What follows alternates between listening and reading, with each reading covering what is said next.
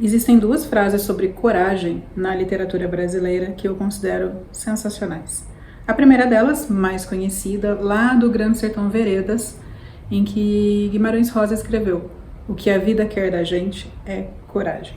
A outra, menos conhecida, mas também muito significativa para mim, é do Ciranda de Pedra, escrito pela Lígia Fagundes Telles, que diz o seguinte: "Se é preciso viver a vida, que seja então corajosamente".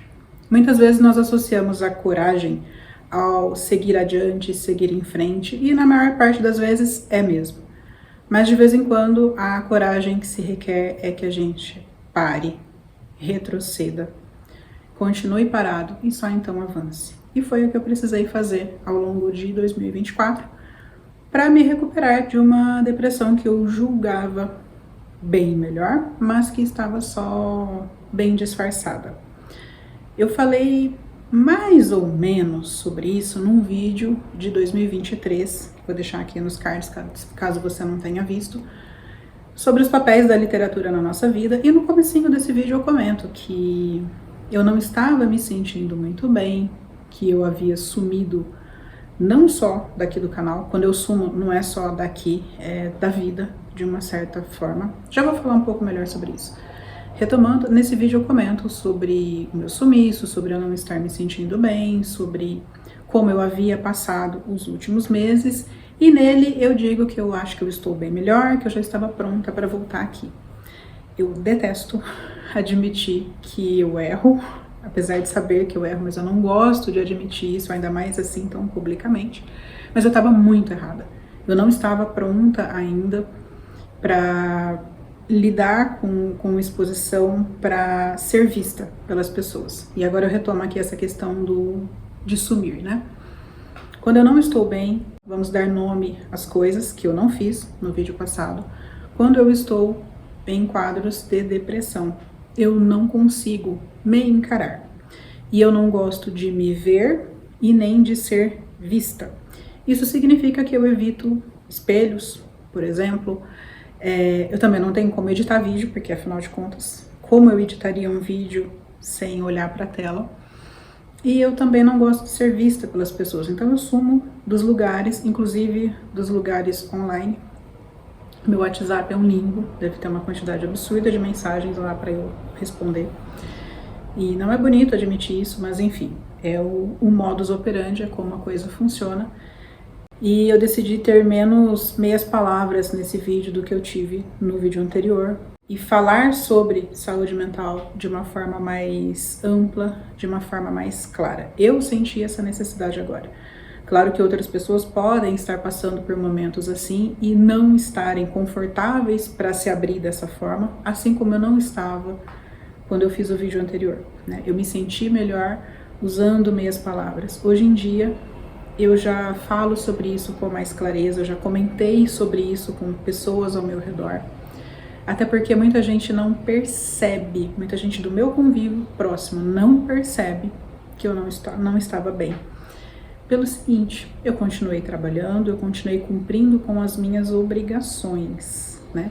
Então, continuei cuidando da vida como um todo. E uma das coisas que eu não perdi foi o senso de humor. Continuei com o meu humorzinho quebrado, fazendo piadinha sem graça. Mas aí é que está o problema. Eu continuo cumprindo com as obrigações. As coisas que são prazerosas, aquilo que eu faria por gosto, é que ficam por debaixo do pano. E é aí que está uma das coisas mais cruéis da depressão, na minha opinião. A depressão nos rouba de nós mesmos, ela rouba aquilo que faz parte das nossas identidades. Então eu deixo de ser leitora, eu deixo de ser espectadora de teatro, eu deixo de cozinhar, que são coisas que eu gosto de fazer. E eu passo apenas a cumprir aquilo que é esperado. Isso é terrível. É claro que, eventualmente, alguns momentos do cotidiano eu conseguia fazer coisas agradáveis, como, por exemplo, brincar com meu filho, que é algo que eu nunca deixei de fazer, cuidar dos gatos, dar atenção para os meus pais, cuidar da casa. Eu não estava, felizmente, graças a Deus, aquele tipo de deprimido que não consegue sair da cama, porque sim, eles existem. Não é porque eu estava bem a esse ponto que eu vou negar a necessidade de outras pessoas, né? Então eu estava ainda funcional, mas eu estava apenas funcional. Então deixar de fazer as coisas de que eu gosto é algo muito penoso, porque ao mesmo tempo em que eu quero voltar a ser aquela pessoa, por alguma razão eu não consigo. Então, ao longo de 2024, quando eu percebi que eu havia piorado e piorado bastante em relação a 2023, eu comecei a tomar algumas medidas intencionais para melhorar o meu quadro. Um detalhe muito importante. Antes de eu começar a mostrar quais foram os hábitos e os livros que me ajudaram, que foram as minhas boias, para que eu não naufragasse em 2024, cabe um lembrete muito importante. Este aqui não é um vídeo de profissional de saúde. Isso aqui é relato meu enquanto paciente. Nada do que eu disser aqui substitui a consulta e a orientação de um profissional de saúde devidamente habilitado para lidar com questões de saúde mental. Eu estou compartilhando com vocês algumas medidas que foram importantes porque elas podem também ser de grande ajuda para você ou para a pessoa que você conheça que esteja tanto de fato deprimida, ansiosa ou com algum transtorno, quanto em algum momento só de tristeza, de melancolia. São atitudes simples que tornaram o meu cotidiano bem melhor e eu espero tornem o seu também. Agora sim, vamos falar sobre esses hábitos e esses livros que foram os meus antídotos contra o caos. A primeira medida que eu tomei foi, inclusive, recomendada pela psicóloga.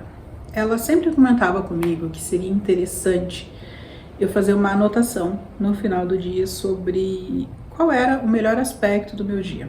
Eu já tinha visto algo parecido com isso em outros vídeos, como por exemplo, diários de gratidão. E achava interessante, mas tinha preguiça e tal. Mas ano passado eu resolvi começar de fato a fazer isso e realmente, no final de cada dia, por mais difícil que ele tivesse sido, eu anotava à noite antes de dormir qual tinha sido a coisa mais interessante daquele dia. Parece, num primeiro momento, que a gente está tentando empurrar a sujeira para debaixo do tapete, mas não é. É simplesmente um modo de ver que, apesar de todas as sombras, existia a luz, existia alguma coisa boa, existia o que comemorar ao final de cada dia. Então esse foi um primeiro passo. A partir daí, eu fui caminhando cada vez mais com o uso de cadernos, das formas mais diversas que você possa imaginar. Eu destaco aqui a criação, finalmente, de um diário, que ultimamente nem está tão diário mais assim, eu falho alguns dias, mas eu percebo que ele é uma excelente ferramenta realmente para a gente fazer manejo de emoções. Quando eu leio páginas anteriores, eu consigo agora estabelecer relações entre acontecimentos e sentimentos. E isso me dá ferramentas hoje para manejar melhor essas emoções, para que eu não venha a cair novamente em certos buracos, vamos dizer assim. Então, o diário foi uma ferramenta muito importante e eu acabei juntando com essa questão dos pontos altos do dia que a psicóloga indicou. Então, o que eu estava fazendo? Fazia o diário e ao final do diário eu listava não mais mas alguns acontecimentos interessantes do dia. E às vezes eram coisas muito simples, tipo, um cachorro veio brincar comigo na rua, que eu gosto de animal. E eu me sentia bem quando o bichinho vinha lá, todo festeiro, né, para que eu pudesse brincar com ele. Então, só para deixar claro que não são acontecimentos grandiosos, era o cotidiano mesmo, o que é que havia de bonito, de bom, de gostoso em cada dia. Uma outra coisa que eu fiz muito também foi anotar conhecimentos. Deixa eu pegar aqui meu caderno. Eu gostei tanto da ideia de anotar coisas que eu comecei um caderno novo. Muita gente fala, né, de Commonplace Book, ou caderno de tudo, ou tudão, ou caderno de anotações gerais. Tem muito nome para isso. O que eu comecei a fazer aqui? Eu comecei a registrar as minhas anotações sobre vídeos no YouTube, por exemplo, esse aqui, ó. Como criar inventário mental no Bullet Journal. Então eu escrevi aqui qual é o assunto do texto, de que canal que eu peguei, o que eu aprendi nele. Anotei também um monte de coisa sobre um filme que eu vi, que eu achei interessantíssimo, e um filme que tem a ver também com um livro que eu acabei lendo, só para matar a curiosidade. O filme era o Medianeiras e o livro era o Noites Brancas. Então, anotar coisas que eu estava aprendendo, ou que eu achava interessantes, ou pertinentes, simplesmente porque eu quero ter esse conhecimento retido, me ajudou muito a enxergar que, apesar de tudo, eu estava aprendendo coisas novas, eu estava me interessando por certos assuntos. É como se a cada anotação reforçasse para mim: sim, você é capaz de aprender, sim, você é capaz de reter informações, porque quando eu estou deprimida, a autodepreciação aumenta muito. Eu me sinto muito burra, muito incapaz, muito tonta, parece que nada do que eu falo, faço ou aprendo tem relevância. Então, quando eu comecei a anotar, eu comecei a dar relevância para o conteúdo que eu consumo. Bom, pegando o gancho aqui dessa anotação que eu falei sobre filmes, uma das coisas que eu me propus fazer mais neste ano é ver filmes. E eu confesso para vocês que isso é difícil para mim, porque eu não gosto de ficar sentada assistindo televisão. É algo que me cansa, que me enjoa. Então, a maior parte dos filmes eu vejo repartida. Eu vejo 2, 3, 4 sessões. Não me fale para ver série, gente. Não vejo, não tenho a menor paciência. A única série que eu acompanho é coisa que eu assisto com o meu filho. Mas eu, Renata, escolher uma série e assistir, não tenho paciência. Ver filme já é uma missão e tanto.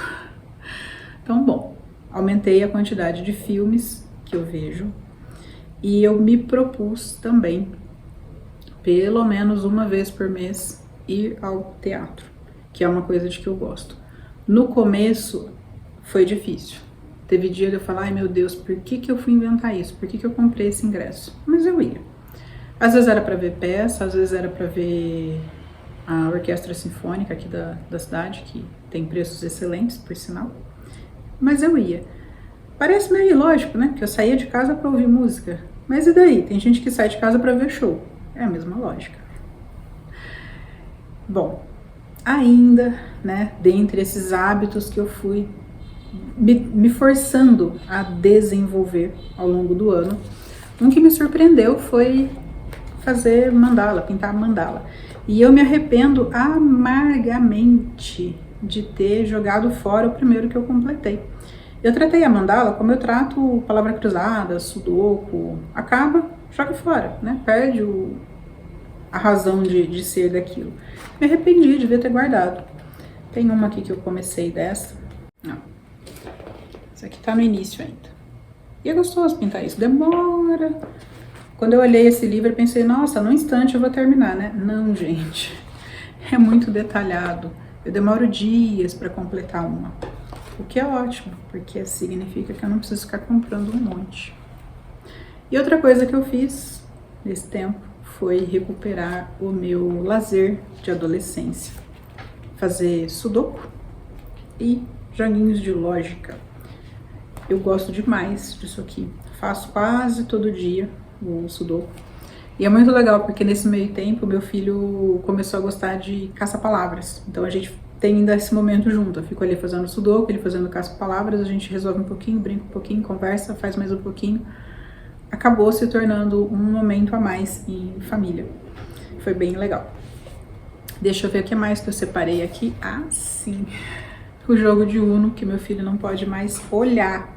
Deixa eu pegar aqui para mostrar para vocês. Eu gosto desse aqui, ó, que é o Uno Flip. De um lado ele tem um jogo de cores e de outro ele tem o jogo tradicional. E tem algumas cartas ao longo dele que servem justamente para virar o jogo, né? Você tá num baralho e você vira, que é essa carta aqui. Opa, caiu um. Eu adoro jogar isso aqui. Meu filho tá aqui, ele não pode mais ver esse baralho na frente, de tanto que a gente jogou. Mas enfim, foi um hábito que me ajudou bastante a vencer esse período. Vocês estão ouvindo esse barulho? Parece que alguma coisa vai decolar. Não, é só a máquina de lavar do vizinho centrifugando. Enfim. Bom, nessa primeira parte eu falei mais sobre esses hábitos, né, que eu desenvolvi nesse período e que me ajudaram a passar o tempo, ocupar a cabeça, pensar em nada, porque em alguns momentos é importante também dar esse descanso para a cabeça. Enquanto eu estava fazendo sudoku, eu estava pensando em nada. E em alguns momentos isso é necessário, né? Um outro hábito que eu desenvolvi, na verdade eu já tinha, desde 2023, que é o de meditar, eu só aprimorei ao longo de 2024, foi o da meditação. Isso me ajuda muito a me centrar no agora, a dar uma acalmada nos pensamentos. Eu vou falar um pouco mais sobre meditação na segunda parte desse vídeo, em que eu falo sobre os livros que me ajudaram nesse período. Lá vou falar sobre um que me ajudou a mudar a perspectiva que eu tinha a respeito de meditação. Aliás, a segunda parte desse vídeo foi gravada antes dessa. Vocês vão ver lá que eu tô um pouquinho diferente, eu estou com o rosto ainda um pouquinho mais cheio do que eu estou hoje. Que pra mim é bom, porque eu estou na luta aí pra perder peso. Mas fala um pouquinho sobre isso também lá na segunda parte. Eu sinto que eu tô esquecendo de falar algum hábito, alguma coisa que eu havia separado para esse momento. Mas enfim, gente, lidar com a própria imperfeição faz parte do processo. Então, se eu esqueci, em algum momento eu retomo em outro vídeo e desenvolvo um pouco mais esse assunto. Agora, na segunda parte, ficam os livros que me ajudaram nesse momento. Agora sim, estou devidamente instalada aqui no meu ambiente habitual para falar sobre livros. Vamos a eles. Primeiro, um breve recado, aliás, dois. Temos ventilador aqui no fundo, então vocês vão ouvir ruído de fundo e também vão ver cabelo voando, porque o ventilador está aqui atrás. E segundo, hoje os meus gatos estão da pá virada, se de repente algum bicho passar por aqui, não se assustem. Bem, sobre os livros, eu falarei pouco a respeito de cada um deles, para o vídeo não ficar tão extenso. Eu vou começar pela minha diversão de emergência, que foi como eu chamei alguns livros que eu li parcialmente nos momentos em que eu estava em maior crise. Bom, quando eu estava mal mesmo, eu nem lia, mas tinha dias em que eu estava mal e queria estar bem lendo. Então, nessas ocasiões, eu recorria a quê? A livros de leitura breve, de leitura curta, especialmente poesia ou contos. Dentre estes livros, 3 de poesia chamam mais a atenção, né? Foram 3 mais recorrentes. O primeiro deles, O Amar se Aprende Amando, do Carlos Drummond de Andrade, que além de muito sensível, tem um humor assim mais delicado. O segundo livro, do qual eu li alguns poemas, foi Para o Meu Coração um Domingo, da Wisława Szymborska, que assim como o Drummond tem o seu humor, mas o humor dela é mais mordaz, ela é mais dura nas expressões também, quando ela quer fazer um poema mais sério, notadamente de tema mais político, por exemplo. Então ela é mais dura, mais contundente. E quando ela vai fazer alguma gracinha também, ela tem um humor mais mordaz, assim, mais ácido. E uma poetisa que é bastante séria, a nossa portuguesa Sofia de Mello Breyner Andressen, e o seu Coral e Outros Poemas. Esse livro é de uma delicadeza, assim, sem tamanho. Esses 3 autores que eu mostrei escrevem poemas curtos. Alguns são muito curtos, como alguns da Sofia, que são poucas estrofes. E outros são curtos, mas nem tanto, como alguns do Drummond. Esse aqui tem 2 páginas, eventualmente alguns têm 3, mas nenhum deles é exatamente extenso, assim. Ah, esqueci de um detalhezinho. Esse aqui da Wisława Szymborska é publicado pela Companhia das Letras, com tradução de Regina Sibichin e Gabriel Borowski. Então, eventualmente pegava um desses livros, lia 1, 2, 3 poemas e tudo certo. Quando eu estava mais animada para fazer umas leituras um pouco mais compridas, eu recorri aos contos e estes 2 livros aqui passearam bastante pela minha cabeceira nesse período. O primeiro deles, o mais famoso, né? O Histórias Extraordinárias, do Edgar Allan Poe. Não me pergunte por que, no estado em que eu estava, eu me interessava por histórias de terror, horror e suspense, também não sei. Eu cheguei a dizer um dia, brincando, que era para ver que tinha gente em situação pior. Olha que comentário horroroso. Óbvio que foi brincadeira, mas enfim. E essa edição aqui é maravilhosa. Eu recomendo bastante. É uma edição da Companhia das Letras com a tradução do José Paulo Paes. E é uma edição muito caprichada. Tem umas ilustrações muito bonitas aqui dentro. A guarda dele também é muito bonita. E deixa eu parar de falar do livro, vamos continuar o vídeo. Foco, Renata. Próximo livro que passeou bastante por aqui foi os 100 melhores contos brasileiros do século, no caso do século passado. E é exatamente o que o título diz, né? Tem 100 contos aqui dentro, de todas as décadas do século passado. E aqui nós temos contos variadíssimos. Nós temos contos engraçados, tristes, dramáticos, alguns românticos também. Destaque aqui para O Homem que Sabia Javanês, do Lima Barreto, que é um dos contos mais divertidos da nossa literatura.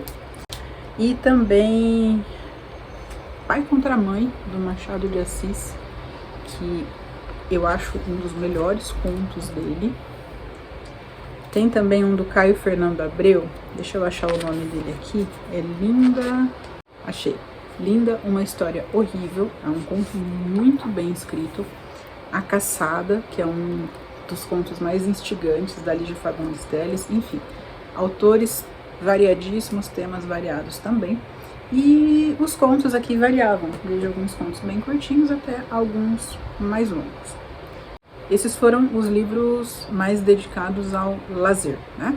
A uma tentativa de lazer, pelo menos.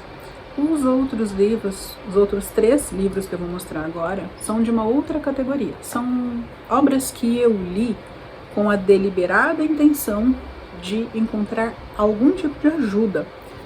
Eram obras para me ajudar a lidar com aquela situação e para me ajudar a sair dela, principalmente, né? Um dos livros até parece que nem tem muito a ver com a história, e é o único sobre o qual eu vou falar mais detalhadamente aqui, mas sem tantos detalhes assim, para não me perder na história, que é o Minimalismo Digital, do Cal Newport. Eu tinha ouvido esse livro em janeiro, mas eu, para audiolivro, eu sou uma negação. Só que do pouco assim que eu consegui reter a respeito do livro, eu gostei. E aí eu resolvi comprar o livro para efetivamente ler. O que é o minimalismo digital? É abandono de tecnologia? Não. É usar a tecnologia a nosso favor. Ou seja, passar mais tempo usando a tecnologia do que sendo usada por ela. Tem uma definição dele aqui para o que seria minimalismo digital, eu até vou ler para vocês. Uma filosofia de uso da tecnologia em que o período online é dedicado a uma pequena quantidade de atividades cuidadosamente selecionadas e otimizadas, de maneira que satisfaçam objetivos pré-determinados e dispensem todo o resto de conteúdo. Ou seja, é uma priorização de um uso intencional da tecnologia. E o que isso tem a ver com melhorar a depressão? Tudo. Primeiro, porque já existem diversos estudos aí que ligam a saúde mental precária ao uso excessivo de tecnologia. Segundo, eu já vinha num incômodo crescente em relação a abusos de tecnologia, tanto o meu uso excessivo quanto o uso das demais pessoas. Se bem que quando eu comecei a ler sobre isso, eu vi que meu uso nem é tão excessivo assim. Fiquei chocada com as estatísticas de uso de internet. E terceiro, porque, como eu disse, eu já tinha ouvido esse livro e ele sugeria algumas práticas para nós melhorarmos a nossa vida offline. Tem gente que já não sabe mais ter qualquer tipo de lazer sem algum eletrônico. Então, esse livro é dividido em 2 partes. Na primeira parte, ele fala mais sobre essa filosofia de vida minimalista, E na segunda parte ele sugere algumas práticas para melhorar a nossa vida offline. E foi aí que eu me interessei pela coisa, que é o seguinte. São 4 capítulos. No primeiro deles, o nome do capítulo é Passe um tempo sozinho. E ele sugere que a pessoa faça caminhadas em silêncio, obviamente. É sozinho mesmo, você com seus pensamentos. Eu já gosto de andar bastante e eu comecei a andar de forma mais deliberada depois que eu li algumas coisas que ele escreve aqui e prestando realmente atenção no que eu estava pensando, sentindo ou até imaginando, que a gente começa a andar, vai devaneando, né? Segundo capítulo aqui da parte 2 é não clique em curtir. E ele fala uma coisa muito interessante. Quando o conteúdo te chamar a atenção, não vai só lá e clique em curtir e continua rolando a tela. Para, escreve alguma coisa, exercita a sua capacidade de expressão usando o campo dos comentários. Isso é uma via de mão dupla, porque você escreve e outras pessoas leem. Você incentiva aí a troca de impressões por escrito. Achei isso bem interessante. O próximo capítulo é o Recuperando o Lazer. E aí ele chama atenção para 3 pontos específicos. E o primeiro dele pode ser um pouco contraditório, que é justamente encontre as pessoas, conviva com as pessoas. Ué, mas ele não mandou ficar sozinho? Pois é, mas uma coisa não exclui a outra. Aquele momento é você com você mesmo, é o seu momento de introspecção. Agora aqui, qual é a ideia? A ideia é que você tenha mais contato com as pessoas no mundo offline, para que você priorize o contato pessoalmente com as pessoas, não só o contato via internet. Neste ponto, eu ainda estou muito falha, muito mesmo. É a parte mais difícil para mim, que é essa questão da interação social. Eu nunca fui sociável e eu fico bem pior agora. Eu já falei para vocês, né, sobre essa questão do sumiço. Nesse ano, eu me propus participar de um clube de livro. Eu estou nele desde setembro. Então, uma vez por mês, desde setembro, eu encontro um grupo de pessoas para falar sobre o livro lido naquele mês. Achei sensacional essa ideia, porque é um jeito de encontrar pessoas, mas também são pessoas que não fazem ideia do que está acontecendo comigo. E, de alguma forma, isso me conforta, não sei porquê. Enfim, tá dando certo, tá legal, outro dia eu falo mais sobre o clube. Continuando aqui. Priorize uma atividade consciente. Então, não tenha um lazer meramente passivo. Por exemplo, eu gosto muito de ir ao teatro ou de assistir música da orquestra sinfônica aqui da cidade. Ótimo, é um tipo de lazer também, mas o que ele está propondo aqui é algo em que você se envolva de forma mais ativa. Então, no caso, se eu quisesse ainda me dedicar, por exemplo, à música, seria para eu tocar um instrumento, não para eu ir ver a orquestra. Então, ele sugere aqui que você faça coisas. Nesse ponto, eu escolhi, por exemplo, o sudoku, né? Que é uma coisa que eu paro, faço, estou me concentrando só naquilo ali. E outro aspecto que ele recomenda é gerar valor no mundo. O exemplo que ele dá aqui é montar coisas, construir coisas. Imagina, eu não tenho a menor paciência para isso. Eu não monto nem quebra-cabeça quando eu tô assim. E olha que eu gosto de quebra-cabeças, eu tenho vários ali. Mas não quando eu tô assim. Então, o que é que eu estava fazendo, né? Gerando valor no mundo. Bom, eu fiz as minhas mandalas, né? Gosto de colorir. E eu tentei plantar, gente. Mas, não ficou uma planta aqui para contar a história. Não ficou uma testemunha viva dessa história. Matei todas indistintamente. Matei as que eu plantei de semente. Matei as que foram mudas. As que foram enxerto. Foi um horror, gente. Uma chacina de planta nessa casa. Não deu certo. Mas eu tentei. E por fim, no último capítulo, que é o Unindo Forças em Defesa da Atenção, ele mostra algumas estratégias, né, para que você se mantenha com uma atividade offline mais interessante do que a atividade online. Propõe também um uso racional das redes sociais e ele te orienta, né, a que você estabeleça diretrizes para o seu consumo de internet. Escolhi falar um pouco mais sobre ele mesmo nesse vídeo aqui, porque eu acho que ele merece a nossa atenção e ele expande um pouco mais desse universo da pura saúde, né? Ele vai mais ali pela linha da qualidade de vida mesmo. É um livro publicado pela Alta Books com a tradução de Carolina Gaio. O segundo livro sobre o qual eu falarei agora é a leitura menos agradável que eu fiz dentre estes livros todos. Foi um dos mais úteis. Então, é um livro com uma proposta interessante, e quando a gente segue, pode alcançar resultados interessantes. Mas como experiência de leitura, eu achei muito desagradável, porque a estrutura dele é aquela estrutura parecida com autoajuda. Aí fulano fez isso, mandei fazer aquilo, o resultado foi aquele. Aí fulano falou que não conseguia isso, aí eu ensinei isso, nossa, foi uma maravilha.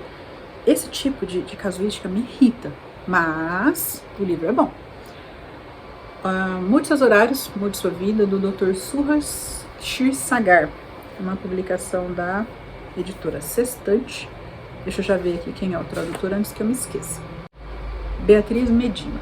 Ele é um médico indiano e ele trabalha com medicina ayurvédica. E aqui nessa obra ele nos mostra alguns princípios dessa medicina, como, por exemplo, obedecer ao nosso ritmo circadiano. Sono, alimentação e exercício são os pilares dessa medicina e de tudo o que ele vai nos explicar aqui. Além de um contexto mais geral sobre o que é a medicina ayurvédica e de algumas recomendações gerais, como, por exemplo, a prática diária de exercícios, a prática da meditação, a escrita de diário, sim, veio daqui a ideia de escrever um diário, as caminhadas, se expor mais à luz natural e menos à luz artificial, né, são recomendações gerais. Ele faz também algumas recomendações específicas de acordo com o seu tipo de organismo ou dosha, como é chamado na medicina ayurvédica. Então existem alguns testes aqui ao longo do livro, acho que são 3 testes, que você faz e você verifica quais são as orientações mais adequadas para você. Eu passei uma época seguindo o livro, uma época não seguindo o livro de novo e observei.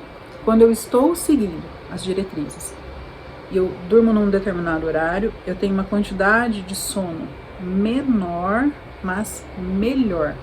E eu acordo antes do despertador. E eu acordo bem, acordo disposta, consigo até fazer exercício, que é um negócio que eu detesto, mas eu tenho mais disposição para fazer. E eu sinto a minha fome mais controlada ao longo do dia. Quando eu não estou seguindo essa questão dos horários e desobedeço meu ritmo circadiano, eu tenho uma necessidade de horas muito maior e eu acordo cansada. Sabe quando a gente sai da cama se arrastando? Então foi o resultado que eu senti. E o que eu senti de mais assim interessante para mim, né, que estava com quase 100 quilos ao longo deste ano, foi o emagrecimento. Eu perdi quase 7 quilos, com esse tipo de recomendação, com esses ajustes que, como eu disse, controlam mais a minha fome. E com essa perda de 7 quilos, eu consegui até, voltar a usar o meu relógio. Ele não estava fechando no meu braço, de tão gorda que eu estava. Então, eu ainda tenho uma longa caminhada aí pela frente, né? Tenho mais uns 20 quilos para perder. Mas eu percebo que se eu voltar para esse ritmo, aliás, já voltei para esse ritmo, a minha disposição, a minha vitalidade ficam bem melhores. E o terceiro, eu não sei porque que eu tô olhando aqui pro lado, porque eu não tenho, que eu usei para distraídos, da monja Coen, que é uma monja brasileira. Eu não sou budista, então se você tem alguma restrição a ler este livro ou não, ai meu Deus, eu não sou budista, eu também não sou, esse livro é para todo mundo, tá? Óbvio que ela, como uma religiosa, mostra a perspectiva do budismo sobre muitas coisas, mas ela fala muito mais sobre a sabedoria, a parte moral do budismo, e ela propõe algumas soluções ou alguns modos de pensar para que nós lidemos de uma forma mais leve com o nosso próprio cotidiano. Essa é uma das vantagens desse livro. Esse olhar atento e carinhoso também para a nossa rotina, para as nossas necessidades, para os nossos anseios, para os nossos medos. ela tira um pouco aquela casca feia que os sentimentos às vezes nos causam, né? Os maus sentimentos, e nos orienta a acolher esses sentimentos e a trabalhar tudo isso em nós, a trabalhar as nossas luzes e as nossas sombras. Eu gostei demais da forma como ela faz isso. O livro tem uma estrutura muito simples, até porque ele originalmente não é um livro, ele é um compilado de programas de rádio que a Monja tem na Rádio Mundial. Agora, a cereja do bolo, para mim, em relação a esse livro, é o quanto ela desmistifica o que é meditar, como meditar. Eu tinha uma dificuldade muito grande com isso, pelo seguinte: quando eu falo que eu medito, gente, não imagina aí que eu passe meia hora, 40 minutos. Não, eu meditava por 3 a 5 minutos, era o meu limite, mas me fazia bem. Qual era o meu problema? A gente sempre escuta aí pelo senso comum que o meditar é esvaziar a mente, que o meditar é fazer nada, né? E ela tira essa ideia. Não, quando você está meditando, você está meditando, você está concentrado em manter uma postura correta, manter a sua respiração e empenhado em observar os seus pensamentos. Então não tem aquela coisa do esvaziar a mente. O pensamento vem, a gente observa e ele passa. A mente continua ali fazendo o trabalho dela. Claro, gente, que ela, como monja, como uma religiosa avançada, ela tem uma meditação muito mais profunda que a nossa. Mas quando ela fala sobre isso, a gente se sente mais humano até, sabe? Não é aquela meditação sobrenatural que transcende, não. Então, depois de ler as explicações dela sobre isso e o que ela fala sobre meditação, eu tenho conseguido ficar agora até 10 minutos, esses dias consegui por 12, que foi um recorde para mim. A minha intenção é chegar em 15, pro que eu preciso, tá ótimo. E por que eu faço tanta questão da meditação? Tudo que eu falei nesse vídeo aqui me ajudou a tentar, pelo menos, enxergar a luz no fim do túnel. Mas o que eu acho da meditação? Eu acho que ela é o grande catalisador dessa memória, dessa melhora. A meditação potencializou o efeito que a medicação prescrita devidamente pela psiquiatra e que a terapia já estavam fazendo em mim. Tá? Vou repetir, esse não é um vídeo sobre automedicação, autoprescrição ou sobre abandono de tratamentos, é sobre estratégias de melhora de vida. Qualquer pessoa que se identifique aí com sintomas que caracterizem depressão, ansiedade, pânico, qualquer transtorno de ordem mental, precisa procurar ajuda médica. Não é vídeo de internet que vai resolver sua vida. O que eu mostro aqui são as estratégias que eu tomei e que podem ser úteis para outras pessoas também, para que elas melhorem a própria vida. Assim como eu melhorei, eu espero que outras pessoas deprimidas ou com quaisquer outros transtornos que estejam vendo isso também melhorem, tá? Eu espero do fundo do coração que esse vídeo faça sentido para quem precisar dele e eu agradeço demais pela sua companhia até aqui. Muito obrigada de coração e nós nos vemos nos próximos vídeos. Até mais. Tchau.